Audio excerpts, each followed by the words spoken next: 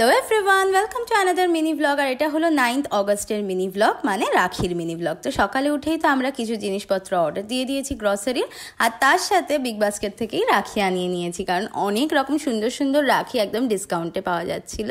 তো এই হলো আমাদের ছোট্টখাট্টো গ্রসারি। এর সাথে সাথে আমরা তো একটা বড় চকলেটও আনিয়েছিলাম, 3টে রাখিও আনিয়েছিলাম। এবার তোমাদের সাথে কিছু কথা শেয়ার করি। ছোটবেলা থেকেই আমি যেহেতু সিঙ্গেল চাইল্ড, তাই জন্য রাখির দিনটা আমার খুবই একা একা লাগে। মনে হয় কেউ ভাই বা দাদা থাকলে ভালো হতো, বাট কি আর করা যাবে, সবার কপালে তো সব কিছু থাকে না। তাই রাখির দিনটা আমি এখন গোপাল সোনাকেই রাখি বেঁধে কাটাই, আর তার সাথে মায়ের জন্যও একটা রাখি এনেছিলাম। তো আমি আর মা দুজনকে রাখি পরিয়ে দিলাম, আর এইভাবেই তো আমাদের রাখিটা কাটলো।